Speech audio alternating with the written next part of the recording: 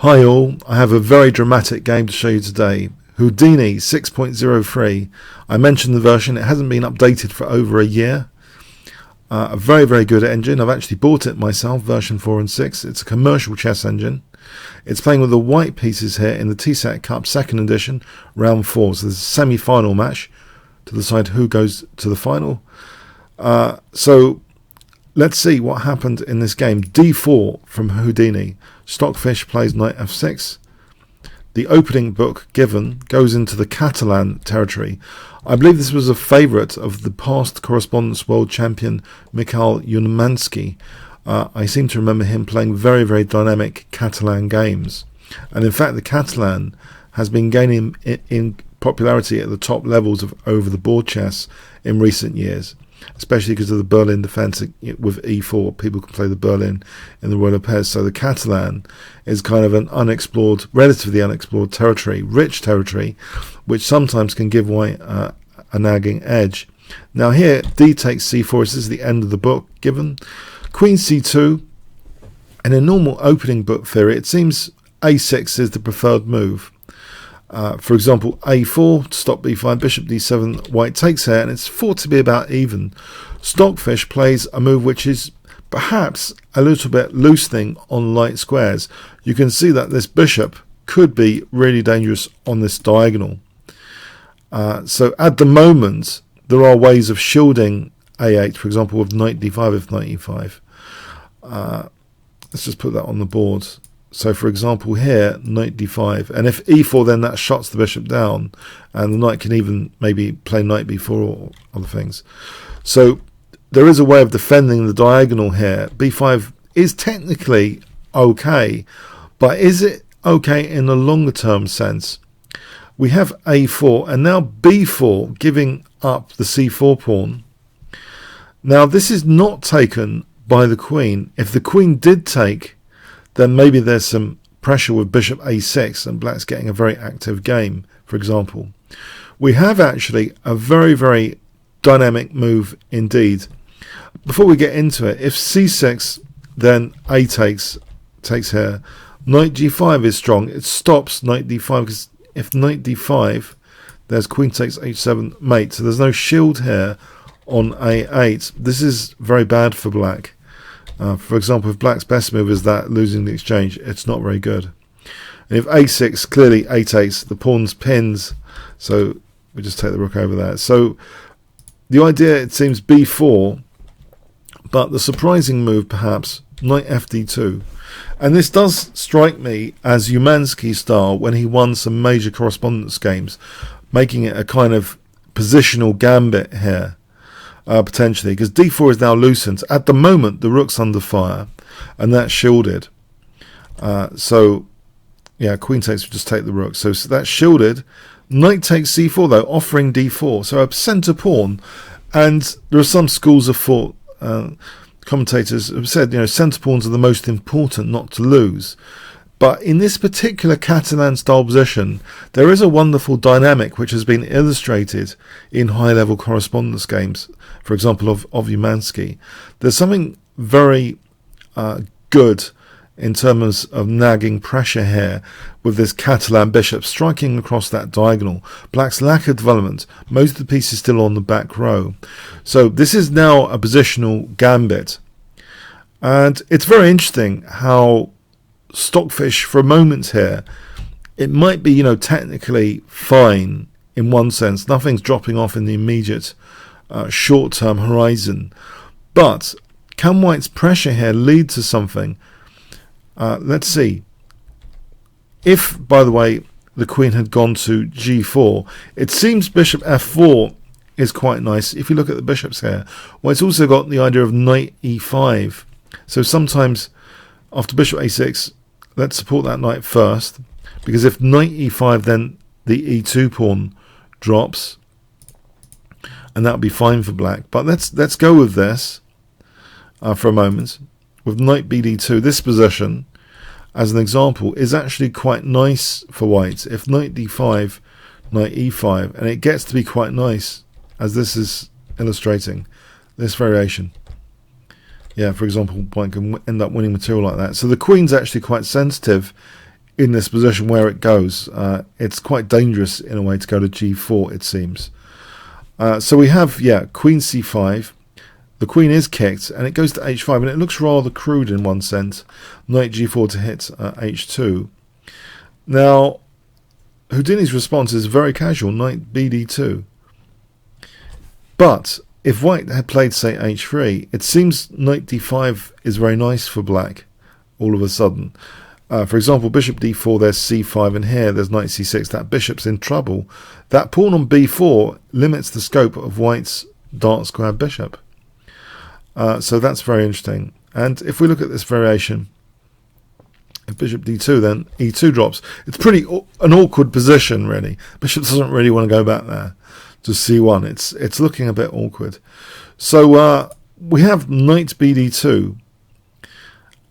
So yeah, this looks like a very dynamic move. If the queen takes, bishop f3 looks to trap the queen. So this pawn's not hanging. Knight g4, so hitting h2, and now knight f3, offering the dark square bishop. Now normally losing the bishop pair might be a big deal, but in this special kind of Catalan style position, it seems the knights actually can be quite dangerous.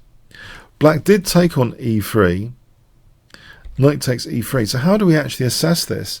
Black's not only a pawn up, black's got the bishop pair, so from an ordinary, I would say, if we guessed what kind of heuristics were being put into classical AB engines, having the bishop pair is probably given a positive edge technically, and being a pawn up clearly.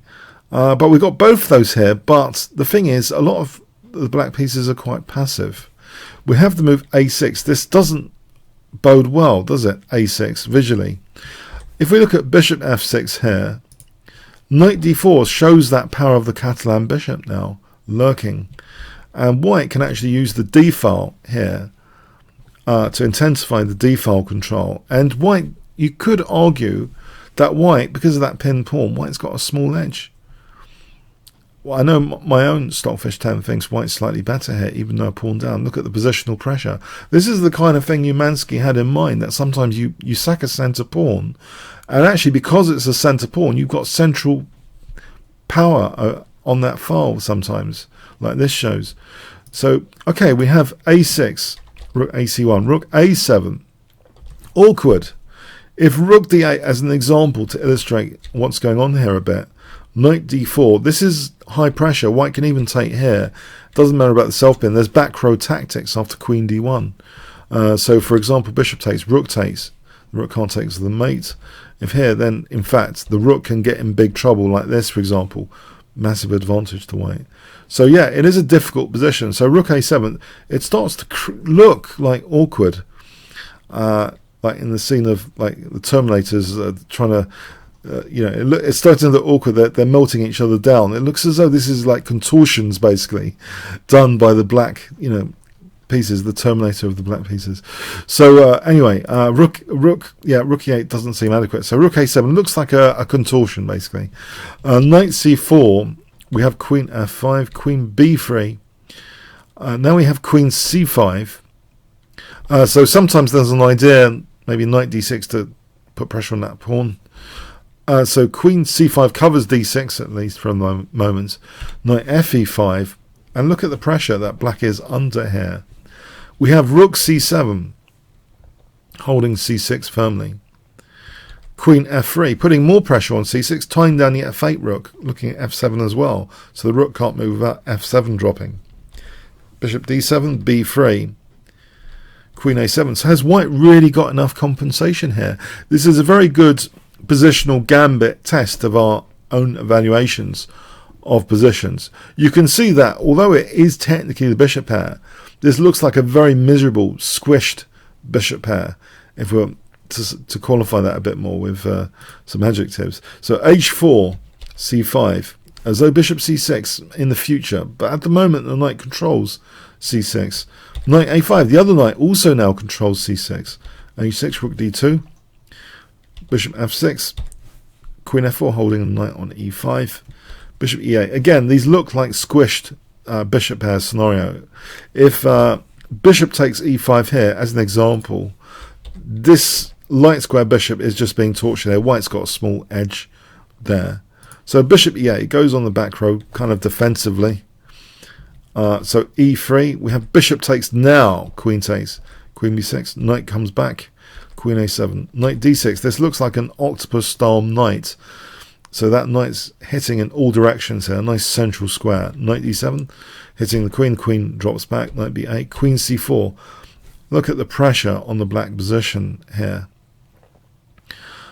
So the bishop can't parry. It looks as though queen takes c5 would be strong there. So keeping black under lock and key for the moment, it seems. Knight d7.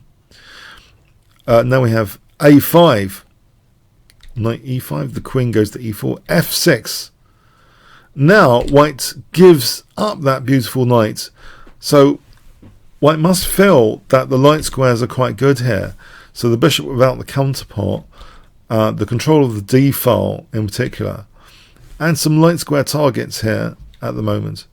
We have bishop e4, f5, bishop drops back, g6, e4. Black dare not take on e4 here. Yeah, I mean, it looks as though it's fragmenting the pawns quite badly. And if e5, then as an example, this is just a disaster. Rook d6 hits a6. There's weaknesses all over the place. a6 and h5. So you can just pick up a6 as an example. Big advantage. So king h7 was played, letting white seal the restriction of the knight. The knight's going to have a hard time in this position now. And white's still controlling this central file firmly here. So this looks aesthetically pleasing. But how does white actually break through? We know that there's an entry point here on d7. But there's an invention, a term coined by the great world champion Alexander Alekhine called the Alekhine's gun. And in fact, the Alekhine's gun is fascinating from a more generic perspective, that the Alekhine's gun has the queen beneath the two rooks from this game Alekhine against Nimzovich, which he won brilliantly. It's a way of intensifying the pressure, but ordering by the least valuable first, so they can do the infiltration without too much cost. But can actually, the question is, can Houdini work out in this position that an Alekhine's gun would be favourable? There's some high-level shuffling here for a moment. And it seems as though to get an Alekhine's gun, you know, the queen would have to be on d1. The bishop's going to have to move. If the bishop moves, it's neglecting g4 though. So is the Alekhine's gun actually achievable? The bishop does move for a moment. And there's an invitation really for the knight h6 to g4. But the king's using h6 for the moment. Queen e2. Now here, now that the queen's on f3, black can potentially come with knight h6 to g4 at some point, but the rook has to be moved. It was hit. Bishop c4. Yeah, still not playing for knight h6. So queen h1 echoes an AlphaGo move. Queen h1, queen going to g2. Some high level shuffling. But now it looks as though rook d3 betrays the idea that maybe Houdini has cottoned on to Alekhine's gun concept, ordering the rooks and then the queen at the base, so the less valuable heavy pieces ready to do the infiltration to d7. King h6, queen g2, and not yet though. It's not been discovered yet, it seems. Until here, queen d1. Alekhine's gun has been discovered by Houdini. It's a way of infiltrating now rook d7, so the less valuable than the queen, the heavy rooks, can do the infiltration job. So this seems extremely dangerous. In fact, you might argue, well, rook c7, maybe there's things like rook d6, because if takes, then e takes forking. So rook d6 would hit e6 as an example. That's an interesting thing to check out here. Is d7 an issue? But the thing is, rook d6. What do we do about that?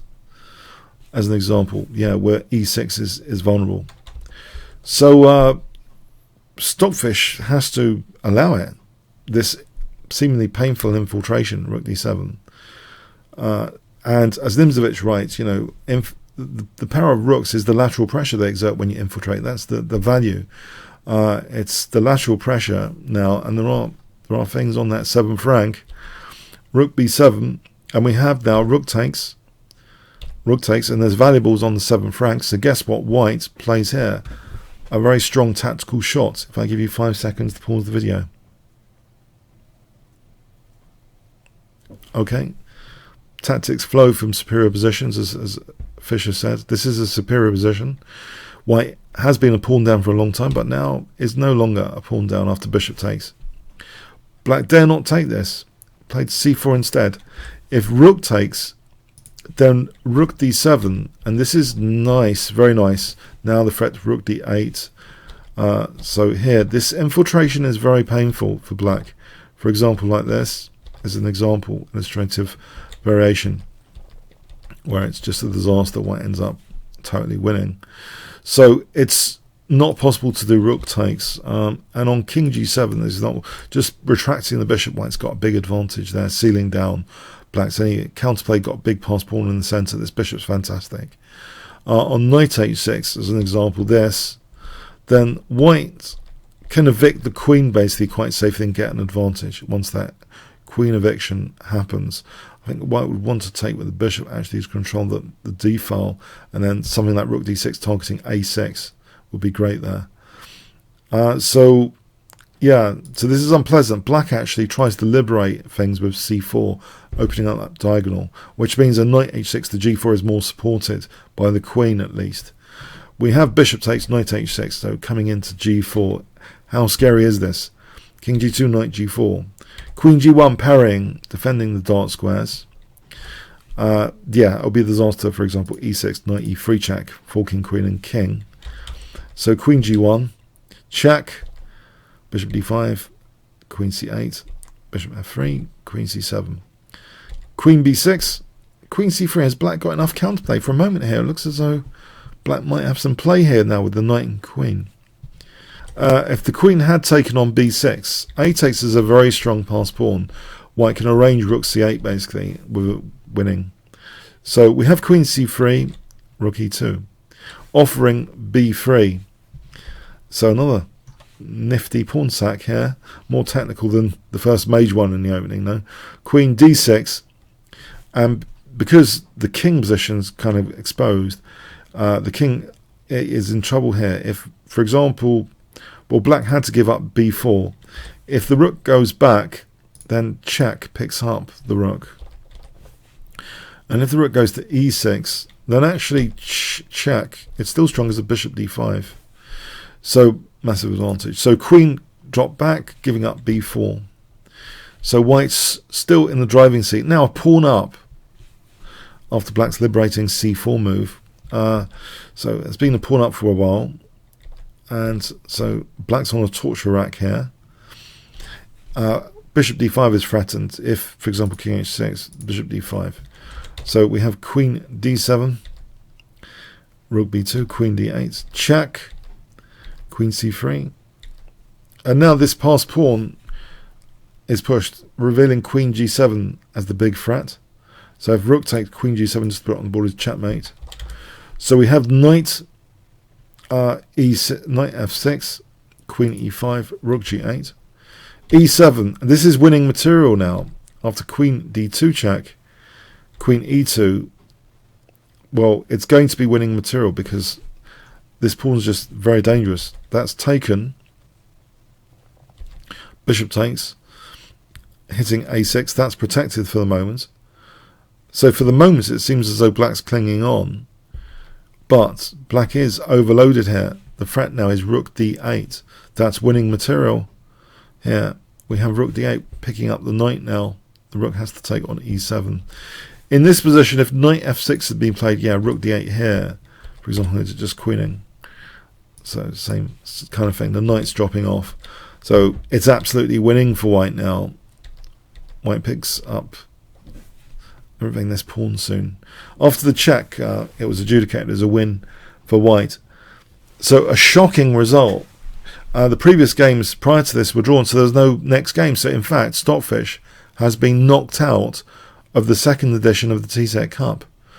This kind of thing can happen, to be fair, on a small sample size, where maybe the openings maybe slightly favoured one engine's rule, heuristics, rules of thumb, ways of evaluating the position, it seems Houdini might be quite good with the Catalan, with white, prepared to play Umansky style, perhaps more than Stockfish.